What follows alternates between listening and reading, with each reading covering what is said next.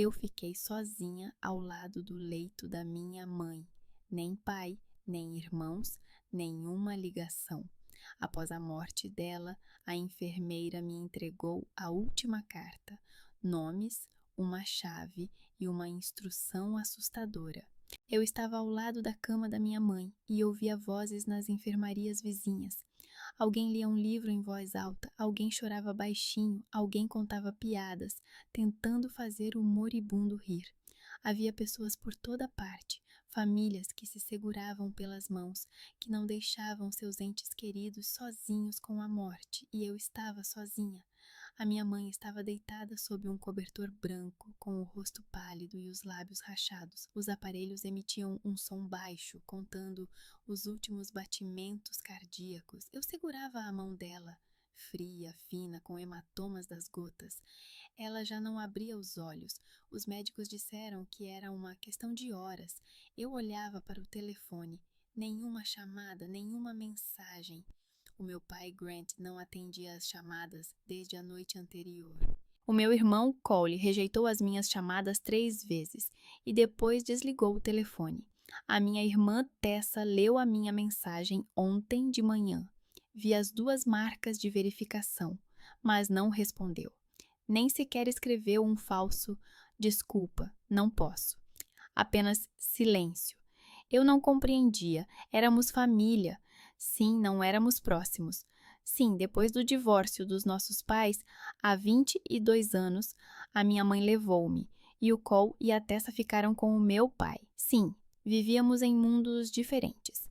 Eu num pequeno apartamento de 1 quarto com a minha mãe, que trabalhava como contabilista por uma ninharia. Eles numa mansão com piscina. Mas a minha mãe está a morrer. Não é motivo para vir? O aparelho ao lado da cama emitiu um bip agudo. Eu estremeci. O coração da minha mãe batia cada vez mais devagar. Apertei a mão dela com mais força.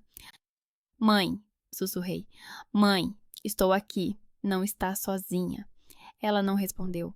O peito dela subia raramente, com esforço. Senti lágrimas a rolarem pelas minhas bochechas, mas não as enxuguei. Não me importava. O médico entrou silenciosamente.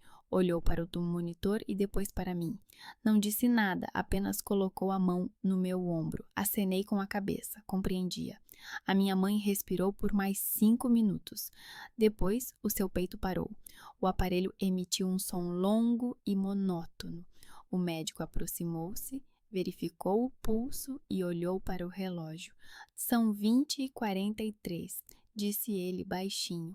Sinto muito, fiquei ali parada, olhando para mim na minha mãe. Ela parecia tranquila, como se estivesse dormindo, como se não sentisse mais dor. A enfermeira Carmen, que cuidou da minha mãe nas últimas 2 semanas, entrou com um papel e uma caneta. Ela era jovem, tinha cabelo curto e olhos cansados. Carmen olhou para mim com pena. Diana, disse ela suavemente. Sinto muito. A sua mãe era uma mulher forte. Acenei com a cabeça sem saber o que responder. Carmen estendeu-me o papel. Precisa assinar aqui. E mais. Ela hesitou. Depois tirou um envelope branco do bolso. A sua mãe pediu para lhe entregar isto depois que tudo acabasse. Ela me deu isso há 1 semana. Peguei o envelope com as mãos trêmulas. Nele estava escrito o meu nome com a letra da minha mãe. Um pouco desajeitada, mas reconhecível. Obrigada, sussurrei. Carmen apertou a minha mão e saiu deixando-me sozinha com a minha mãe e o envelope. Sentei-me numa cadeira ao lado da cama e abri o envelope. Dentro havia uma folha de papel dobrada ao meio e uma pequena chave velha. Desdobrei o papel. A letra da minha mãe tremia. Ela escreveu isso quando já mal se aguentava. Diana, se estás a ler isto é porque já não estou aqui. Desculpa por te deixar sozinha. Desculpa por não ter conseguido contar tudo enquanto estava viva. Eu tinha medo. Tenho um cofre no primeiro Banco Unido, na rua Artes. A chave está lá dentro. Lá estão os documentos. Tudo o que colecionei durante 20 anos. Encontre estas pessoas. Vernon Lipcomb, Darlene Moultrie, Clarence Schaeffer, Rochelle Brandstetter. Mostre-lhes os documentos do cofre. Eles farão o resto. Eles sabem o que fazer. Haja rapidamente. Não dê tempo ao Grant para se preparar ou fazer alguma coisa. Ele é perigoso. Ele sempre foi perigoso. Diana, a empresa Coleridge Security Solutions não é dele. É do meu pai, o teu avô Walter. O Grant roubou-a. Ele destruiu-me. Amo-te. És a única coisa boa que eu tinha. Mamã. Li a carta 3 vezes. As minhas mãos tremiam. O meu coração batia forte. O meu pai roubou a empresa? O quê? Cresci sabendo que os irmãos da minha mãe morreram num acidente quando eu tinha 4 anos.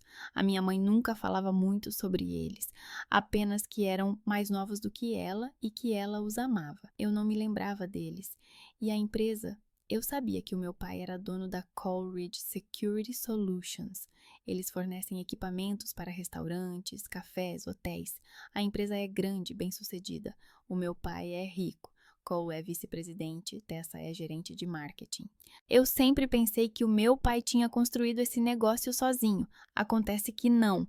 Coloquei a carta na bolsa junto com a chave e olhei para a minha mãe pela última vez. O rosto dela estava tranquilo, como se ela finalmente tivesse se livrado do fardo que carregava há 20 anos. Eu farei isso, mãe, sussurrei. Prometo. Na manhã seguinte, fui ao primeiro banco unificado. Mostrei a chave e o testamento da minha mãe, que me dava acesso ao cofre. A funcionária do banco levou-me a uma sala silenciosa com paredes de caixas metálicas. Ela abriu o cofre número 137 e deixou-me sozinha. Tirei uma caixa metálica e abria. Dentro havia pastas, muitas pastas. Fotocópias de documentos, relatórios financeiros, gravações de conversas em discos, fotografias, recortes de jornais antigos. Peguei na primeira pasta. Na capa estava escrito: Acidente, fevereiro de 2003.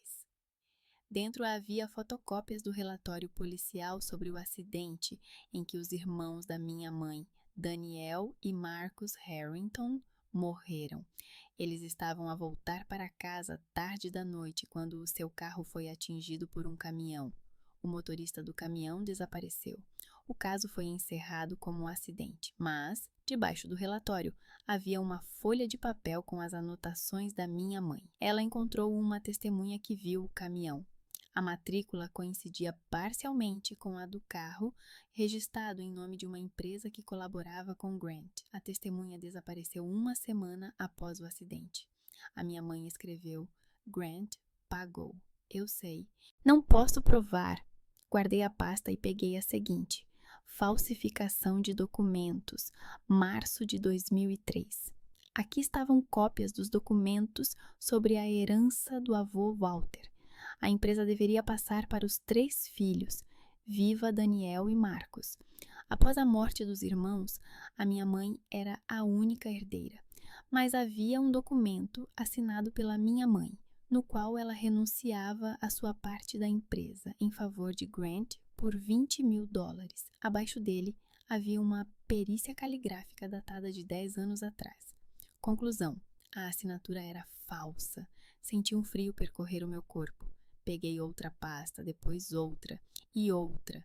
Dentro delas havia nomes de pessoas que eu não conhecia: Vernon Lipcomb, investidor que Grant enganou com relatórios falsos; Darlene Mottram, diretora que ele acusou de roubo; Clarence Sheffer, contabilista que foi forçado a assinar declarações falsas; Rochelle Brandstetter, gerente que foi destruída por ter descoberto as fraudes. Para cada nome havia provas, gravações de conversas, documentos financeiros, testemunhos.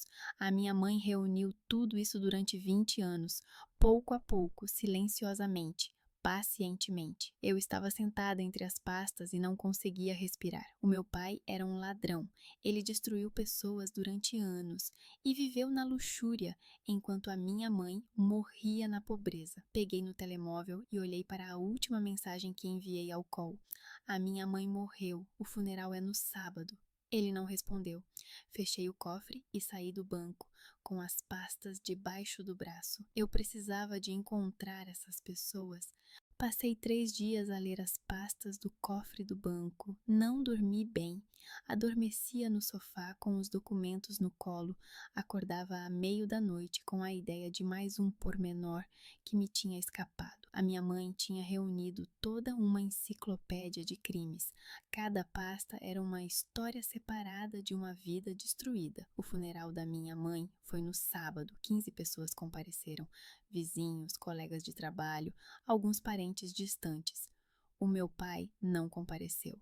Cole apareceu por 10 minutos, ficou parado de lado com um fato caro, olhou para o caixão e foi embora, sem sequer se aproximar de mim. Tessa nem apareceu. Não chorei no funeral, apenas fiquei ao lado do caixão e pensei que a minha mãe carregou esse fardo sozinha por 20 anos. Ela reuniu provas, sabendo que Grant era perigoso, que ele poderia destruí-la também. Mas ela não desistiu. Agora é a minha vez. Na segunda-feira, comecei a procurar as pessoas da lista. O primeiro era Vernon Lipcomb. A minha mãe deixou o endereço. Uma pequena cidade a 2 horas de carro. Encontrei-o numa loja de artigos sanitários nos arredores, onde ele trabalhava como consultor.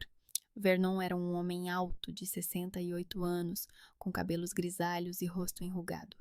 Ele estava a conversar com um cliente sobre sanitas quando me aproximei. Esperei até que o cliente se fosse embora. Sr. Lipcomb? Perguntei. Ele virou-se e olhou para mim com desconfiança. Sim, em que posso ajudar? Chamo-me Diana Coleridge. Viva Coleridge era minha mãe. O rosto dele ficou petrificado instantaneamente. Ele recuou um passo. Não quero ouvir nada sobre Grant Coleridge, disse ele bruscamente. Se ele a enviou... Ele não enviou, interrompi. A minha mãe morreu há 1 semana. Ela deixou-me uns documentos sobre o que Grant fez com você e com os outros. Vernon olhou para mim por um longo tempo, depois suspirou.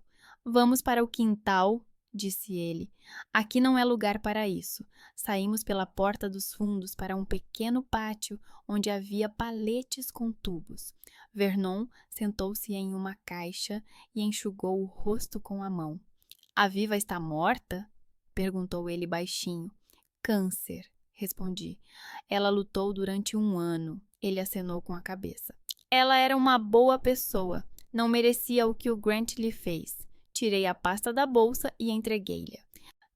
Aqui estão as cópias dos relatórios financeiros de 2005, os verdadeiros e os que o Grant lhe mostrou. A minha mãe encontrou um especialista que confirmou a falsificação. Vernon pegou na pasta, abriu-a e começou a ler. As suas mãos tremiam. Meu Deus, sussurrou ele. Eu sabia, sempre soube que ele me enganou, mas não conseguia provar. Ele olhou para mim e nos seus olhos havia uma mistura de dor e esperança. Por que está a mostrar-me isto? A minha mãe pediu para encontrá-lo, e mais 3. Disse que vocês fariam o resto.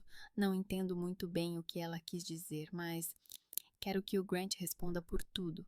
Vernon fechou a pasta e apertou-a contra o peito. Há 25 anos investi $800.000 na empresa, disse ele baixinho. Era o dinheiro da venda da casa dos meus pais. Grant prometeu 10% das ações. Disse que a empresa estava prosperando, que ganharíamos milhões. 1 ano depois, ele me mostrou os relatórios. Prejuízos, dívidas. Disse que a empresa estava à beira da falência, que era melhor eu vender as ações enquanto elas ainda valiam alguma coisa. Vendi por 5 mil. 2 anos depois, a empresa lucrou o primeiro milhão. Ele riu amargamente. Perdi a casa, a minha mulher foi-se embora. Os meus filhos não falam comigo. Dizem que eu perdi o futuro deles. Eu moro num quarto alugado e vendo sanitas. E Grant Coleridge anda de Mercedes. Fiquei em silêncio. O que se pode dizer? Se você for a tribunal, disse eu finalmente, eu ajudo. Tenho todas as provas. Vernon olhou para mim e havia algo em seu olhar que eu nunca tinha visto antes. Determinação. Eu vou, disse ele. Mesmo que não receba nada de volta, eu vou. Quero olhar nos olhos dele quando perder tudo. A seguinte foi Darlene Motrin. Ela morava na mesma cidade que eu e trabalhava como caixa numa farmácia. Encontrei-a à noite, quando ela estava a fechar o turno. Darlene era uma mulher baixa, de 59 anos, com cabelo grisalho curto e olhos cansados. Quando me aproximei da caixa e me identifiquei, ela ficou paralisada. Coleridge, repetiu ela. É parente do Grant? Filha, respondi. Mas não vim aqui por isso. Contei-lhe sobre a minha mãe, sobre os documentos. Darlene ouviu em silêncio, depois pediu 1 minuto, conversou com o gerente e me levou para fora. Mostre-me, disse ela secamente. Peguei a pasta com o processo dela. Darlene leu sob a luz da lâmpada, seu rosto ficando cada vez mais tenso. Ele falsificou a minha assinatura, sussurrou ela. Eu sempre soube, mas os peritos disseram que a assinatura era verdadeira. Como ele fez isso? A minha mãe encontrou outro perito, disse eu. Independente, ele confirmou a falsificação. Darlene fechou os olhos e apertou a pasta contra o peito. Há 18 anos eu era diretora de operações, disse ela baixinho. Salário de 120 mil por ano, escritório próprio, respeito. Um dia Grant me chamou e disse que faltavam 300 mil na caixa. Mostrou documentos com a minha assinatura, como se eu tivesse transferido o dinheiro para a minha conta. Eu não fiz isso, nunca, mas a assinatura era minha. A polícia investigou e encontrou o dinheiro numa conta aberta em meu nome. Eu não sabia dessa conta, mas não consegui provar nada. Ela abriu os olhos e olhou para mim. Fui demitida. Não consegui encontrar emprego. Quem contrataria uma pessoa acusada de roubo? Perdi a casa, o carro, tudo. Agora moro num apartamento com 2 vizinhas e trabalho por $12 por hora. Cerrei os punhos. Você vai a tribunal? Darlene sorriu friamente. Claro que sim. Quero ver como ele se contorce e respira. Encontrei Clarence Sheffer num lar de idosos. Ele tinha 71 anos e quase não enxergava devido a diabetes. A enfermeira me levou até o quarto dele, pequeno, com uma cama e uma televisão velha. Clarence estava sentado numa cadeira perto da janela quando entrei. Ele virou a cabeça ao ouvir os passos. Quem está aí? Perguntou ele. Sr. Sheffer, meu nome é Diana Coleridge. Sou filha de Viva Coleridge. Ele ficou em silêncio, depois suspirou. Viva! Há muito tempo que não ouvia esse nome. Como ela está? Morreu há 1 semana, disse baixinho. Clarence baixou a cabeça. Que pena. Ela era uma das poucas pessoas boas naquela maldita empresa. Aproximei uma cadeira e sentei-me à sua frente. Ela deixou-me uns documentos sobre o que Grant fazia, sobre ti também. Clarence sorriu amargamente. Eu sei o que ela estava a recolher. Ela veio ter comigo há 10 anos. Perguntou se eu a ajudaria. Recusei. Tinha medo. Ele virou-se para mim. Os seus olhos cegos olhavam para algum lugar além de mim. Há 20 anos, Grant contratou-me como contabilista-chefe. Bom salário, boas perspectivas. 1 ano depois, ele pediu-me para assinar as declarações fiscais. Assinei sem verificar cuidadosamente. Descobri que havia números falsos, rendimentos subestimados, despesas superestimadas. Quando percebi, ele disse: ou você continua ou sou demitido sem pensão, porque eu tinha 52 anos. Continuei. 3 anos depois, ele me demitiu e me acusou de apropriação indébita. Só não fui para a prisão por causa da minha idade e saúde, mas perdi a pensão. Ele enxugou o rosto com a mão. Agora vivo de assistência social. Mal dá para comprar remédios. Mostrei-lhe os documentos. Ele não conseguia ler, então li em voz alta. Gravações de conversas entre Grant e os advogados, onde discutiam como fazer Clarence calar a boca. Provas de que a apropriação era inventada. Clarence ouviu e lágrimas correram pelo seu rosto. Vou ao tribunal, disse ele, mesmo que não tenha nada a ganhar. Quero que ele saiba que não me esqueci. Rochelle Brandstetter foi a mais difícil de encontrar. Ela mudou-se para outro estado e trabalhava como carregadora num armazém. Fui visitá-la na quarta-feira, depois de uma viagem de 4 horas. Rochelle era uma mulher forte de 47 anos, com cabelos encaracolados e mãos ásperas. Ela me recebeu com desconfiança quando me aproximei dela após o turno. O que você quer? Perguntou ela bruscamente. Eu me identifiquei. Falei sobre a minha mãe. Rochelle ficou rígida. Não quero ouvir falar dos Coleridges. A minha mãe morreu há uma semana, disse eu baixinho. Ela sofreu o mesmo que você. Ela reuniu provas. Queria que ele respondesse. Rochelle olhou para mim por um longo tempo, depois acenou com a mão. 5 minutos, não mais do que isso. Sentamo-nos num banco perto do armazém. Mostrei-lhe os documentos. Rochelle leu em silêncio, com o maxilar cerrado. 15 anos atrás, ela disse finalmente, eu era gerente operacional. Descobri acidentalmente uma contabilidade paralela. Uns relatórios para o fisco, outros verdadeiros. Fui até Grant. Disse que isso era ilegal. Ele pediu para eu ficar calada, prometeu um bônus. Eu recusei. Então, ele contou a todos que eu tinha problemas mentais, que eu inventava coisas. Ele contratou testemunhas que confirmaram que eu me comportava de maneira estranha. Fui demitida. Acabei na lista negra. Não consegui encontrar um emprego normal por 10 anos. Ela olhou para mim. Por que você está fazendo isso? Porque a minha mãe queria justiça, eu disse. Eu também. Não são só vocês que vivem na pobreza. Rochelle sorriu sombriamente. Justiça, bela palavra. Há muito tempo que não a ouvia. Tudo bem, estou com vocês. Na quinta-feira, encontrei-me com os 4 no escritório do advogado Millard Gastry. Millard era um homem de 53 anos, com uma barba grisalha bem cuidada e um olhar perspicaz. Vernon o recomendou. Millard era especialista em fraudes corporativas. Ele ouviu todos nós, examinou os documentos e assobiou. Isso é uma mina de ouro, disse ele. Tem tudo aqui. Fraude, falsificação, evasão fiscal, conspiração. O Sr. Coleridge pode pegar 20 anos, ou perder a empresa completamente. Ele olhou para mim. Você entende que isso será uma guerra? Grant Coleridge não vai desistir facilmente. Eu entendo, disse eu. Tudo bem, então vamos começar.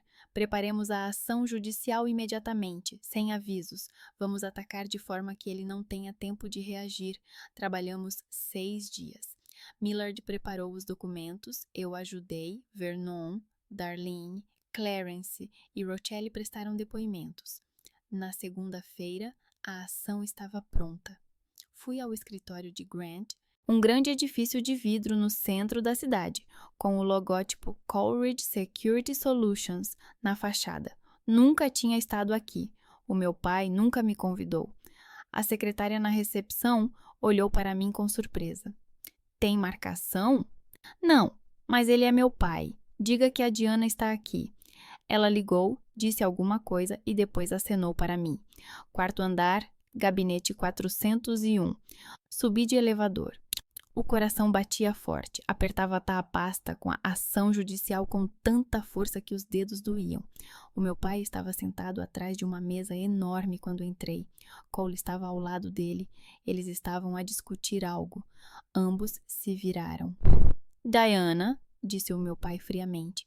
O que você está a fazer aqui? Aproximei-me da mesa e coloquei a pasta na frente dele. É para você. Grant pegou a pasta e abriu. Começou a ler. A expressão dele foi inicialmente indiferente, depois surpresa, depois pálida. Que loucura é essa? Ele sussurrou. Ação judicial, eu disse calmamente. Fraude, falsificação de documentos, evasão fiscal, conspiração. As provas estão anexadas. O julgamento será daqui a 2 semanas. Cole arrancou a pasta das mãos do pai e começou a ler. Os seus olhos arregalaram-se. Diana, você está louca? Exclamou ele. Você não pode. Eu posso, interrompi. E estou a fazer. Vemo-nos no tribunal. Virei-me e fui em direção à porta. O meu pai correu atrás de mim. Diana, espera. Vamos conversar. Não parei, não me virei. Conversaremos no tribunal, disse eu e saí. No elevador eu tremia. A adrenalina explodia nas minhas veias. Eu tinha feito isso. Comecei uma guerra. O telefone tocou quando eu estava a sair do prédio. Era a Tessa. Desliguei. Ela ligou de novo. Desliguei de novo. Depois o Cole ligou. Desliguei o telefone. À noite, quando eu estava em casa, alguém tocou a campainha. Olhei pelo olho mágico. Era o Cole. Não abri a porta.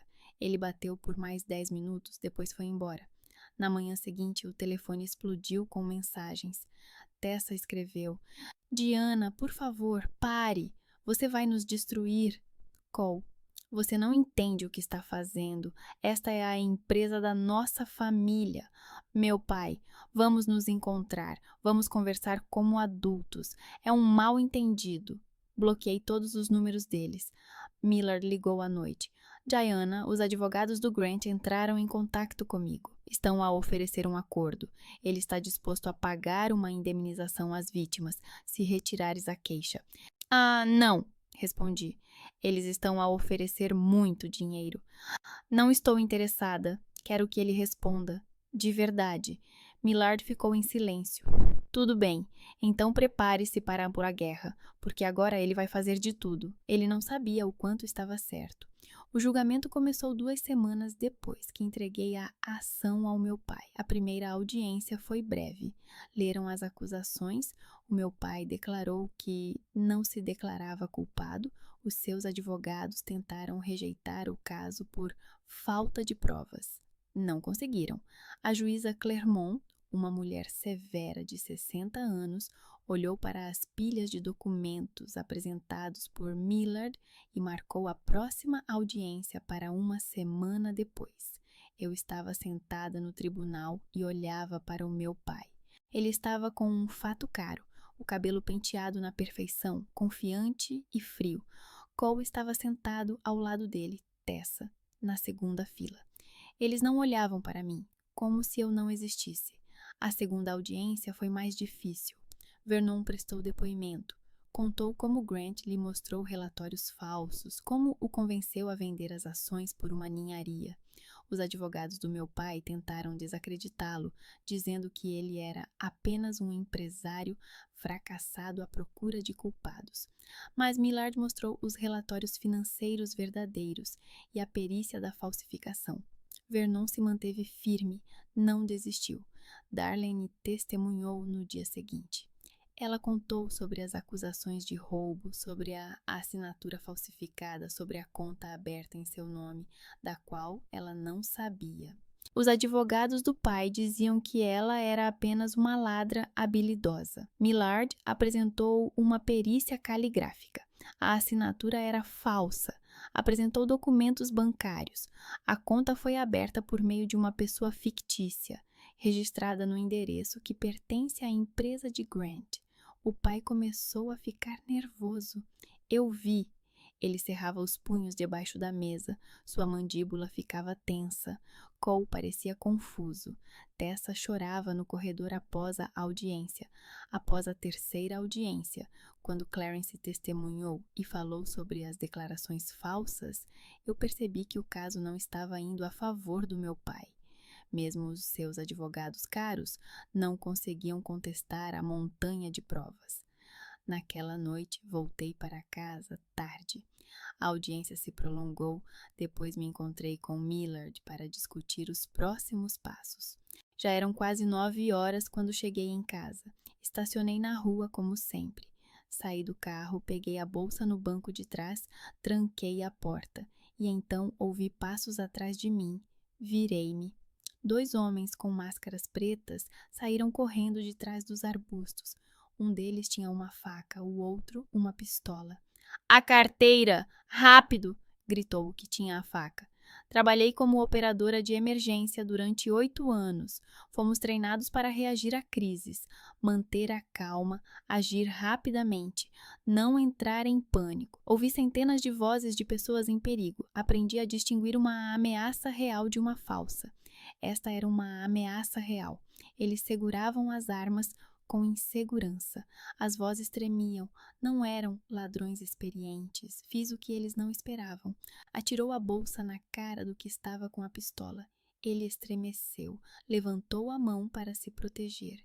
Virei-me bruscamente e dei um pontapé na mão do outro, o que estava com a faca. O golpe acertou em cheio no pulso. A faca voou para os arbustos. O que estava com a pistola tentou apontar a arma para mim. Eu dei um pontapé na mão dele. A pulseira de metal acertou bem nos ossos dos dedos. Ele gritou. A pistola caiu no asfalto. Ei! Ei, o que está a acontecer aí? O vizinho, o Sr. Ralph, estava a passear o seu Rottweiler. Ele viu-nos e correu na nossa direção. O cão latia e puxava na trela. Os dois agressores trocaram olhares e começaram a fugir. Correram para um beco escuro e desapareceram na esquina. O Sr. Ralph correu para mim, ofegante. Diana, está bem? Eu tremia. A adrenalina explodiu nas minhas veias. Os joelhos tremiam. Sim, respondi com voz rouca. Sim, estou bem. Quem eram eles? Não sei. Olhei para o asfalto. A arma estava ao lado da roda do carro. Peguei o telemóvel e liguei para a polícia. Eles chegaram em 10 minutos.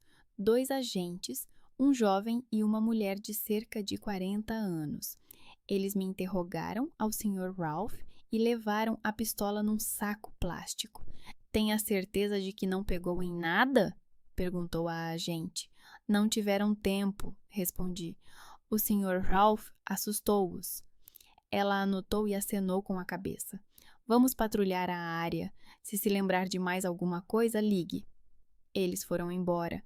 Entrei em casa, fechei todas as portas, verifiquei as janelas, sentei-me no sofá e não conseguia parar de tremer. Não tinha sido um assalto acidental, eu sabia. Na manhã seguinte, o detetive Marcus Granger, um homem de 50 anos com uma voz rouca, ligou. Menina Coleridge, verificamos a arma, foi roubada há 3 anos e o número de série foi apagado. Não parece um assalto comum. Eu sei, respondi. A senhora tem inimigos? Ri amargamente. Sim, o meu pai. Granger ficou em silêncio. Compreendo. A senhora Preta apresentou queixa contra ele? Sim. Muito bem. Vamos investigar. Por enquanto, tenha cuidado. Contei a Millard. Ele franziu a testa. Isso é mal, muito mal. Se o Grant está por trás disso... Ele está, interrompi. Quem mais? Então ele está desesperado, e pessoas desesperadas fazem loucuras. Ele não sabia o quanto estava certo. 3 dias depois, Vernon foi assassinado. O Granger ligou-me de manhã. Menina Coleridge, lamento. Vernon Lipcomb está morto. Encontraram-no ontem à noite em casa. Parece ter sido um assalto. Não conseguia respirar. O coração batia tão forte que me doía o peito. O quê? Como? Um golpe na cabeça. Parece roubo. Janela quebrada, coisas reviradas. Mas não acredito nisso. Coincide demais com o seu ataque. Desliguei o telefone e chorei. Vernon era um bom homem. Ele só queria justiça. E agora está morto. Miller ligou 1 hora depois. Diana, eu soube. Isso é terrível. Mas não podemos parar. Vernon gostaria que continuássemos. Eu sei, sussurrei. O funeral de Vernon foi 4 dias depois. 15 pessoas compareceram. Seus colegas, vizinhos, uma parente distante. Eu fiquei de lado e pensei, a culpa é minha. Se eu não tivesse ido até ele, ele estaria vivo. Darlene veio até mim depois da cerimônia. A culpa não é sua, disse ela baixinho. Claro que é. Não. A culpa é do Grant. Ele matou o Vernon. Não foste tu. Ela apertou a minha mão. Contratei segurança. A Rochelle também. Devias fazer o mesmo. Acenei com a cabeça. 1 semana após o funeral do Vernon, aconteceu algo ainda pior. O Clarence foi atropelado por um carro. Ele estava a sair do lar de idosos e a dirigir-se para um táxi. O carro saiu da esquina a alta velocidade e o atropelou. Clarence voou 5 metros. O motorista não parou e continuou a andar. As testemunhas só se lembraram que o carro era escuro, talvez preto ou azul. Ninguém viu a matrícula. Clarence foi levado para o hospital em estado crítico. Fraturas, hemorragia interna. Ele entrou em coma. Granger ligou-me naquela mesma noite. Não foi um acidente, Sra. Coleridge. Foi uma caçada. Alguém está aí a eliminar testemunhas. O pai, disse eu. É possível, mas não há provas, por enquanto. Darlene e Rochelle entraram em pânico. Darlene contratou 2 seguranças que a acompanhavam para todo o lado. Rochelle mudou-se para um motel sob um nome falso e não saía desnecessariamente. Eu também contratei um guarda-costas, um ex-polícia chamado Dodge, um homem grande de 45 anos com uma cicatriz na bochecha. Ele acompanhava-me ao trabalho, à casa, ao tribunal. Millard investigava mais a fundo. Contratou um detetive particular que começou a investigar as ligações entre os agressores e o meu pai. 2 semanas depois, o detetive descobriu algo. Millard ligou-me tarde da noite. Diana, descobrimos uma ligação. Todos os agressores são ex-funcionários da empresa de segurança SecureTrack. Essa empresa presta serviços à empresa do seu pai há 10 anos. Um dos agressores é um homem chamado Dwayne Cross. Ele foi detido anteontem por roubo. Ele confessou sob pressão. Foi contratado por um intermediário. O dinheiro veio de uma conta offshore. Que conta? Registrada nas Ilhas Caimão, mas rastreamos as transações. O dinheiro vinha da empresa do teu pai. Eu não conseguia respirar. Isso é prova? Sim, suficiente para uma prisão. Na manhã seguinte, a polícia prendeu o meu pai diretamente no escritório. A acusação, encomenda do assassinato de Vernon Lipscomb, tentativa de assassinato de Clarence Sheffer e de mim. Eu assisti ao noticiário na televisão. O meu pai foi levado do escritório algemado, os jornalistas gritavam perguntas, Cole caminhava ao lado dele, tentando protegê-lo das câmaras. Tessa me ligou pela primeira vez em 1 mês. Diana, o que você fez? Ela gritou ao telefone. O meu pai está na prisão, por homicídio. Tu estás louca? Ele matou o Vernon. Eu disse friamente. Quase me matou. Isso não é verdade. O pai não é capaz de fazer isso. Obviamente que é. Tu estás a destruir a família. Ele destruiu-a há 20 anos, quando roubou a empresa e matou os tios. Tessa ficou em silêncio. O quê? Ele matou os irmãos da minha mãe para se apoderar da empresa. A minha mãe reuniu provas. Agora ele vai responder por tudo. Tessa chorava ao telefone. Não acredito em ti. Estás a mentir? Acredites ou não, não me importa. Desliguei o telefone. Cole não ligou. Apenas enviou uma mensagem de texto. Espero que estejas a divertir-te. O meu pai foi mantido sob custódia sem direito à fiança. Os seus advogados lutaram, mas as provas eram irrefutáveis. Dwayne Cross confessou tudo.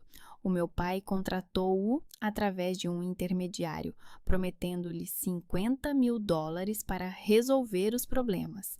Vernon foi o primeiro problema. Clarence foi o segundo. Eu seria o terceiro. O julgamento continuava, agora com acusações de homicídio por encomenda, além das acusações de fraude.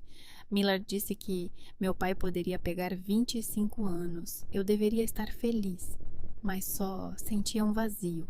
À noite, 1 semana após a prisão do meu pai, voltei para casa. Dodge me acompanhou, como sempre, verificou o apartamento e se certificou de que tudo estava seguro. Ligue se precisar de alguma coisa, disse ele e foi embora. Fechei a porta, fiz chá e sentei no sofá. Liguei a televisão, notícias. Mostravam o meu pai no tribunal, os advogados a dar comentários. O telemóvel apitou. Mensagem de um número desconhecido.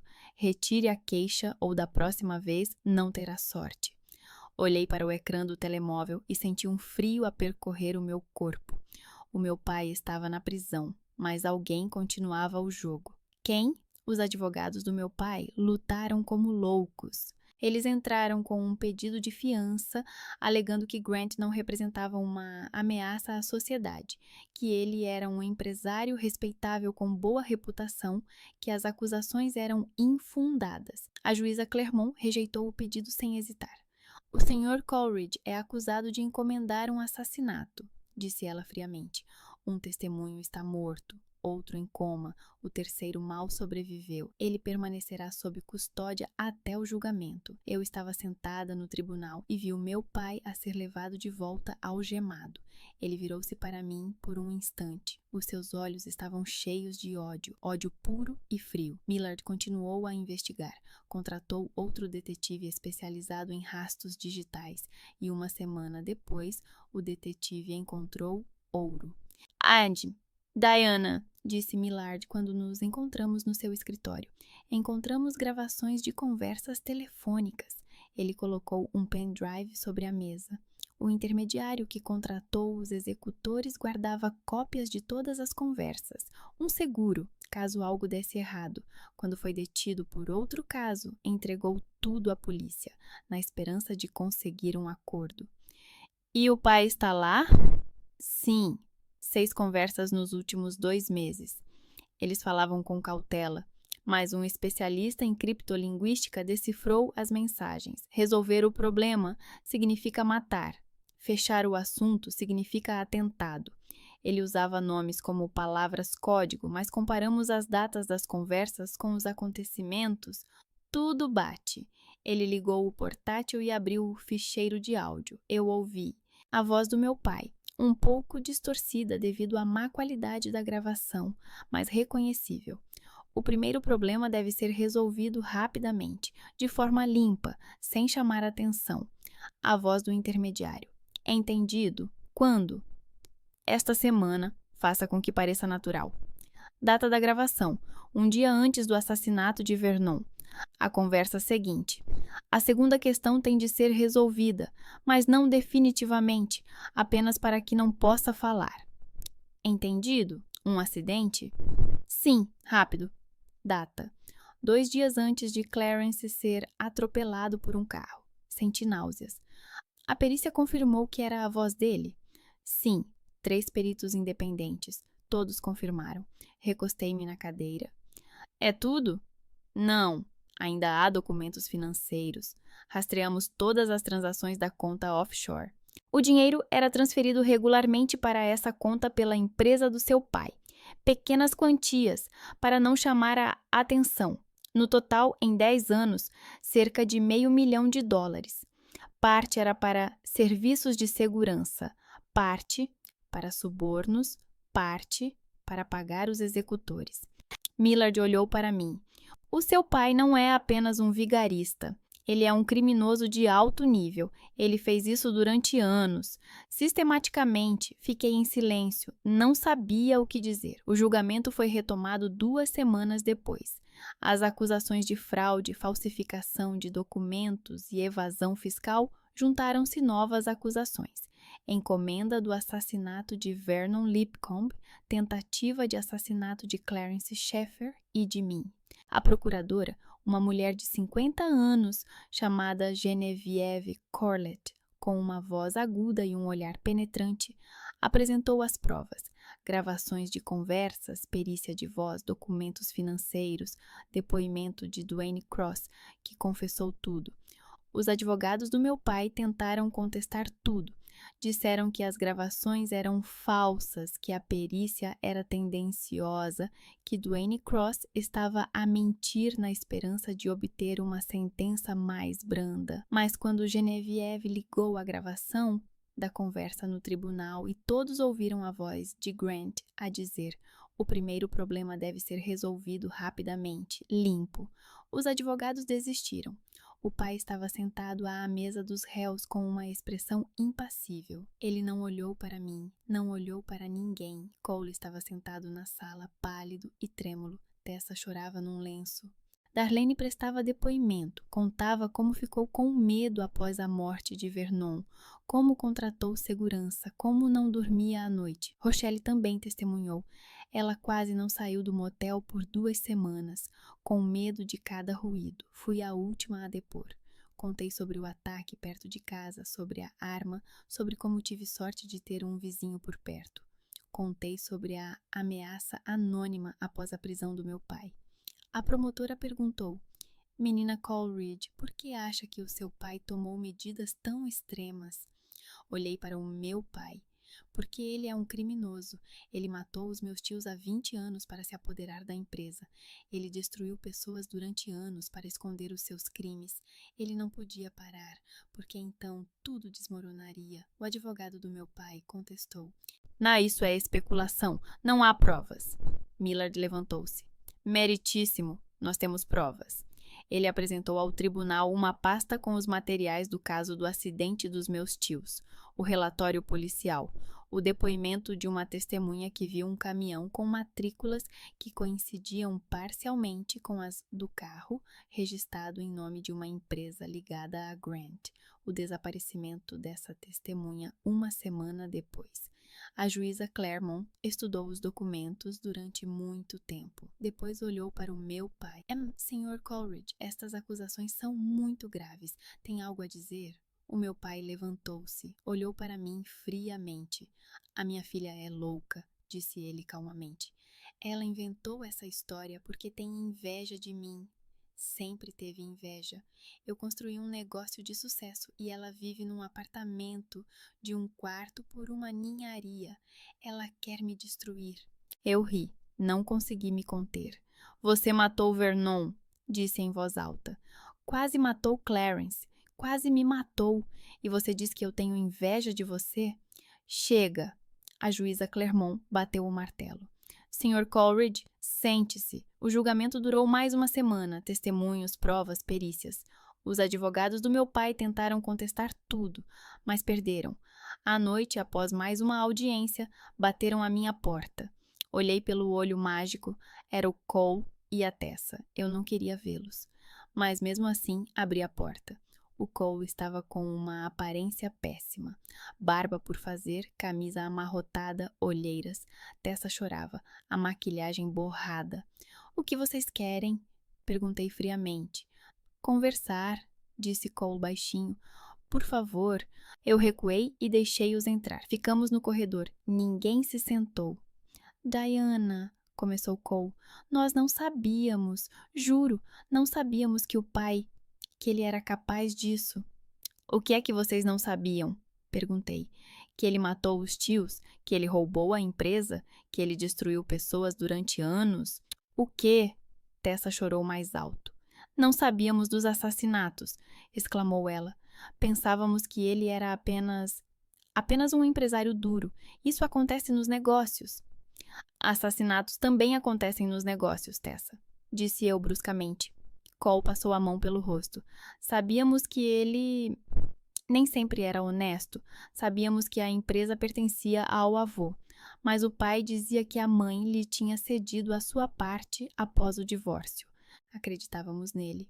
Acreditavam. Eu ri. Vocês simplesmente não queriam perguntar. Porque se perguntassem, teriam que admitir a verdade. E a verdade significava que todo o vosso dinheiro, os vossos cargos, a vossa mansão, tudo isso era roubado. Tessa aproximou-se de mim e agarrou-me pela mão. Diana, nós não temos culpa. Nós só trabalhávamos na empresa. O pai contratou-nos. Nós não sabíamos. Eu soltei a mão. Vocês não vieram ver a mãe quando ela estava a morrer. Ela ficou 1 mês no hospital. Eu ligava para vocês todos os dias. Tu, Cole, desligavas as minhas chamadas. Tu, Tessa, ignoravas as minhas mensagens. Ela morreu sozinha. Eu fiquei sozinha ao lado da cama dela, enquanto nas enfermarias vizinhas havia famílias inteiras. Cole baixou a cabeça. Nós não sabíamos que era tão sério. Eu escrevi, a mãe está a morrer. O que mais eu precisava escrever para que vocês percebessem a gravidade da situação? Tessa chorava. Você nem veio ao funeral, eu disse olhando para ela. Não disse nada, e agora só está falando porque o pai está na prisão e você perdeu o emprego. Diana, por favor. Cole olhou para mim suplicante. Somos uma família. Não, eu disse. Não somos uma família. Família é quando as pessoas se apoiam. Vocês só se apoiavam uns aos outros. Vocês não se importavam com a forma como eu e a minha mãe sobrevivíamos. Não se importavam que ela tivesse morrido. Agora não podem ficar indiferentes, porque estão a perder tudo. Mas isso não é problema meu. Cole recuou. Queres mesmo destruir-nos? Quero justiça. E justiça significa que o pai vai pagar por tudo. E vocês também vão pagar. Não com a prisão, porque não são culpados dos crimes, mas com a perda de tudo o que ele vos deu. Tessa correu para a porta, saiu para o corredor chorando. Cole olhou para mim pela última vez. A mãe amava-te mais do que a nós, disse ele baixinho. Sempre amou, nós sabíamos e odiávamos-te por isso. Agora entendo por quê. És parecida com ela, uma cabra teimosa. Ele saiu, fechou a porta. Eu fiquei no corredor tremendo, não de raiva, de alívio. Eu finalmente contei tudo para eles. O tribunal proferiu a sentença 2 semanas depois. A juíza Clermont leu a sentença por um longo tempo. Cole e Tessa estavam sentados na sala. Darlene e Rochelle também. Eu estava sentada na primeira fila, com Millard ao meu lado. Annie, Grant Coleridge, disse a juíza, você é considerado culpado por fraude, falsificação de documentos, evasão fiscal no valor total de $973 mil, conspiração com o objetivo de apropriação indevida de bens, encomenda do assassinato de Vernon Lipcomb, tentativa de homicídio de Clarence Sheffer e Diana Coleridge. O tribunal condena-o a 25 anos de prisão sem direito a mais liberdade antecipada. O pai não se abalou, ficou imóvel. A empresa Coleridge Security Solutions é confiscada como um ativo obtido por meios criminosos.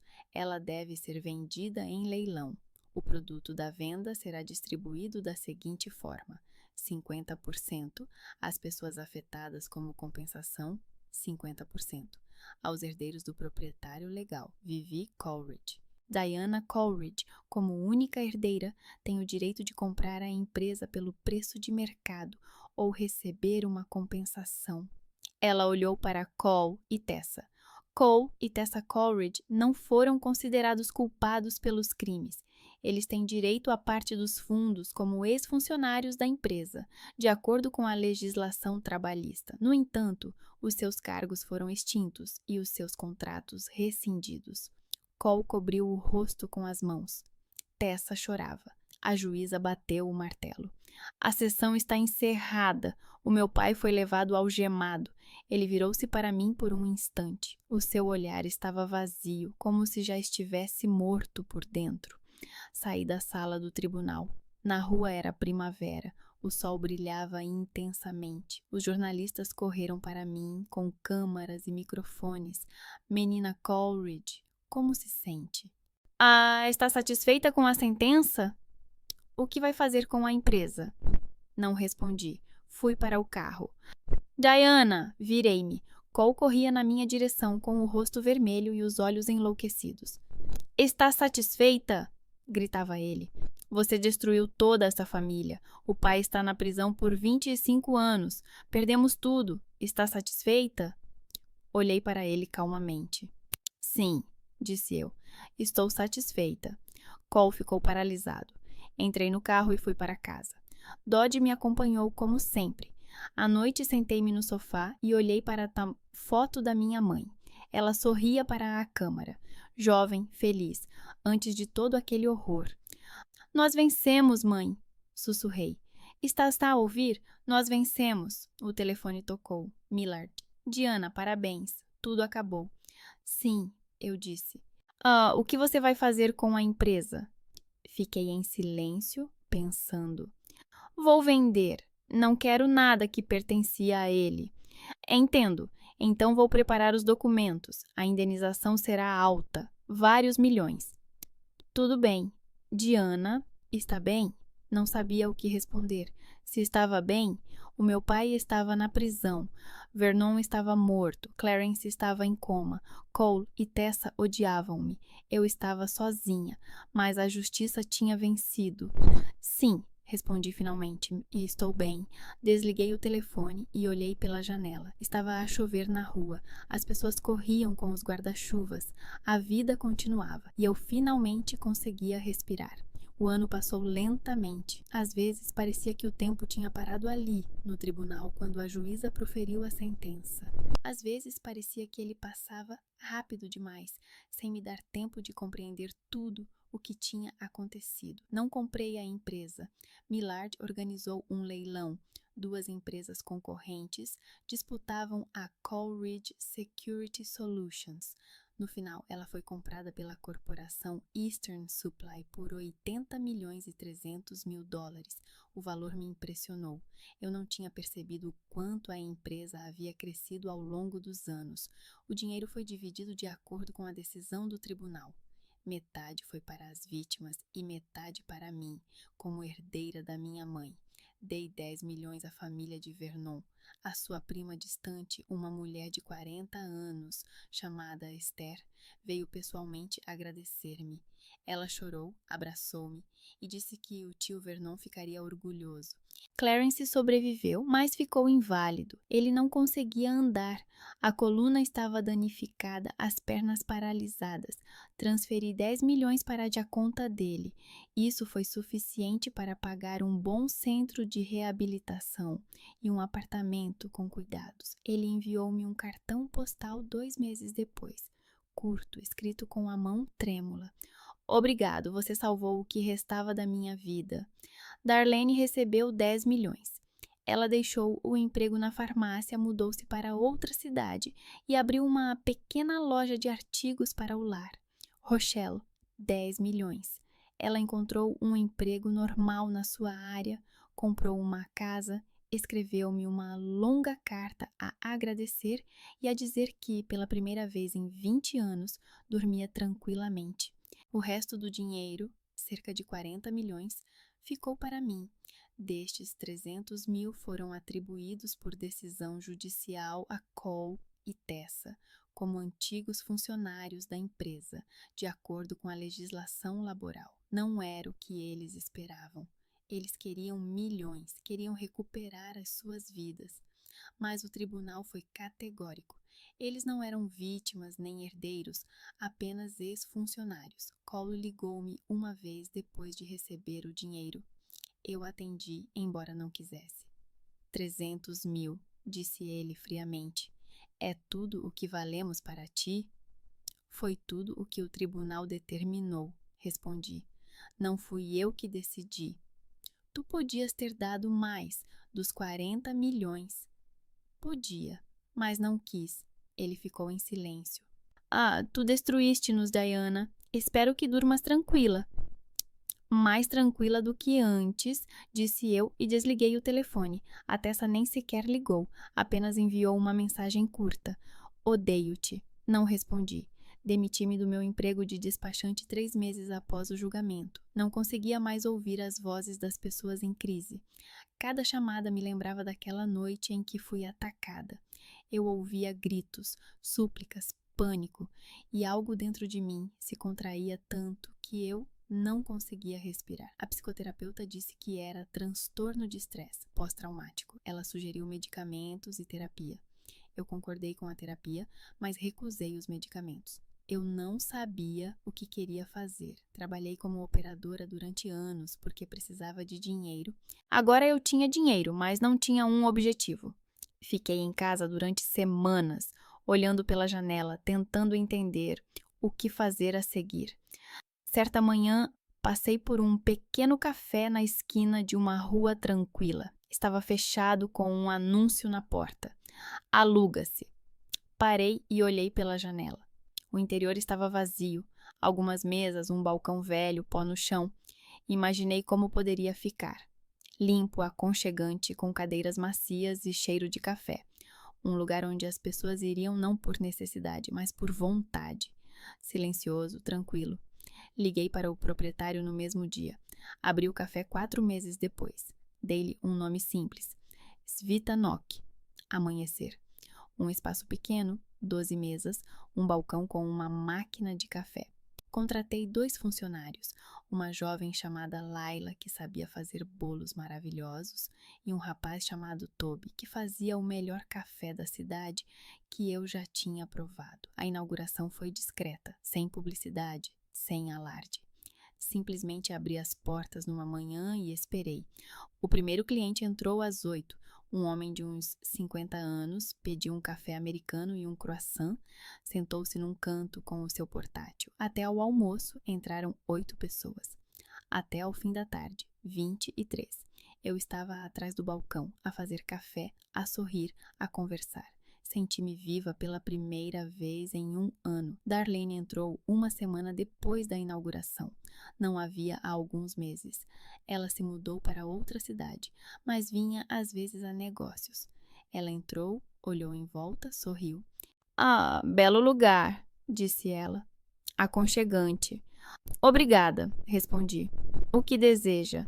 Um café com leite e algo doce. Fiz o café para ela e coloquei um pedaço do bolo de limão que a Laila tinha feito de manhã. A Darlene sentou-se à mesa perto da janela e eu sentei-me ao lado dela. Como estão as coisas? Perguntei. Bem, disse Darlene. A loja está a funcionar. Há clientes suficientes. Pela primeira vez em 18 anos, sinto que estou a viver normalmente. Ela tomou um gole de café e olhou para mim. E tu, como estás? Fiquei pensativa. Não sei, melhor do que há 1 ano, mas... Estranho, tudo acabou e eu não sei o que fazer com isso. Deixa para lá, disse Darlene simplesmente. Não esqueças, mas deixa para lá. A vida continua, Diana. É preciso seguir em frente. Ela terminou o café, levantou-se e me abraçou. Obrigada por tudo. Rochelle não veio, mas escreveu uma carta 6 meses depois do julgamento. Era longa, tinha 3 páginas. Ela contava como tinha encontrado um emprego como gerente operacional numa pequena empresa, como tinha comprado uma casa nos subúrbios, como pela primeira vez em anos se sentia uma pessoa e não uma vítima. Escreveu que Diana tinha salvado não só a sua reputação, mas também a sua vida. Terminou com as palavras: fizeram o que eu não tive coragem de fazer. Lutaram e venceram. Estou eternamente grata. Segurei aquela carta e chorei. Não de tristeza, de alívio. Clarence enviou um cartão postal 8 meses depois, curto, com uma foto do centro de reabilitação. Escreveu: estou a aprender a andar novamente. Os médicos dizem que há progresso. Lento, mas há. Obrigado por tudo. Pendurei aquele cartão na parede do café, ao lado da foto da minha mãe.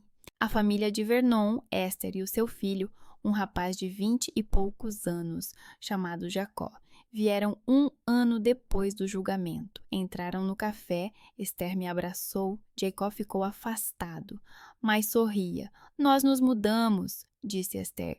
Compramos uma casa nos subúrbios. Jacob entrou para a faculdade. Estás a estudar administração. O tio Vernon gostaria disso. Ele sempre dizia que a educação era algo que ninguém poderia tirar dele. Ela enxugou as lágrimas. Você nos devolveu a esperança, Diana. Não apenas o dinheiro. Esperança. Eles ficaram por 1 hora, tomaram café, comeram bolo. Antes de ir embora, Jacob me deu a mão. Obrigado, disse ele simplesmente. O meu pai estava na prisão. Eu não o visitava. Não escrevia. Não queria. Millard disse que Grant tentou recorrer da sentença, mas o recurso foi negado. Ele ficará preso por 25 anos. Ele tem 63 anos. Sairá aos 88 se viver até lá. Cole e Tessa não mantiveram contato comigo. Ouvi por meio de conhecidos que Cole encontrou um emprego como gerente em uma oficina mecânica em outro estado. O salário era baixo, mas ele se mantinha firme. Tessa mudou-se para outra cidade e trabalhava como administradora em uma clínica odontológica.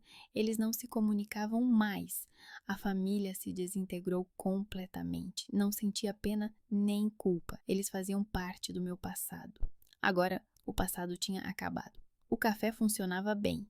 Clientes fiéis, boas críticas, dinheiro suficiente para cobrir as despesas e ainda sobrava.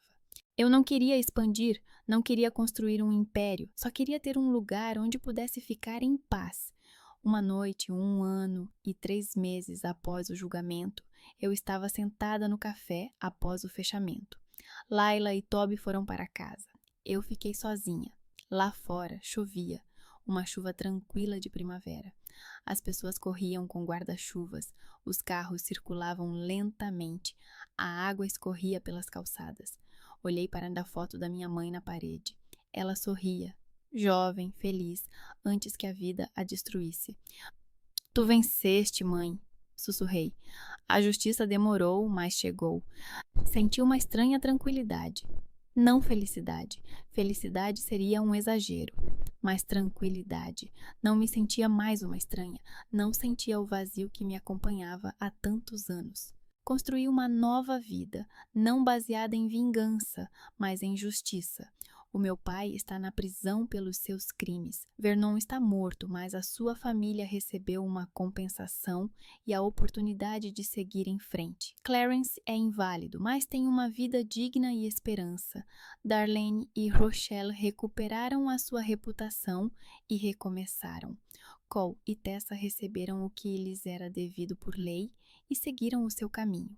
E eu estou livre. Livre das mentiras, das pessoas tóxicas, do passado que me puxava para baixo, livre para construir a minha própria vida. O telefone tocou. Diana, últimas notícias. Clarence recuperou completamente. Ande com uma bengala, mas anda sozinho. Diz que é um milagre. Quer encontrar-se contigo quando estiveres pronta. Sorri. Boas notícias. Notícias realmente boas. Aproximei-me da janela e olhei para a rua. A chuva tinha parado. As primeiras estrelas apareceram. As pessoas iam para casa, para as suas famílias, para o conforto. A vida continuava. Normal, cotidiana, real. Voltei para o balcão e comecei a arrumar. Amanhã será um novo dia. Novos clientes, novo café, novas conversas. Talvez o Clarence apareça. Talvez a Darlene volte. Talvez alguém novo entre e se torne um cliente habitual. Tirei a foto da minha mãe da parede e apertei-a contra o peito. Conseguimos, sussurrei. Não foi perfeito, não sem perdas, mas conseguimos. Coloquei a foto de volta, apaguei a luz e saí para a rua. Tranquei a porta do café e olhei para a placa Amanhecer, que brilhava na escuridão. Era o meu amanhecer, a minha nova vida, construída sobre as ruínas da antiga, sobre a justiça, sobre a verdade. Fui para casa sob um céu limpo, sem guarda-chuva, sem medo. Apenas uma mulher que passou pelo inferno e saiu viva. A justiça custou caro, mas valeu a pena. Eu finalmente podia respirar.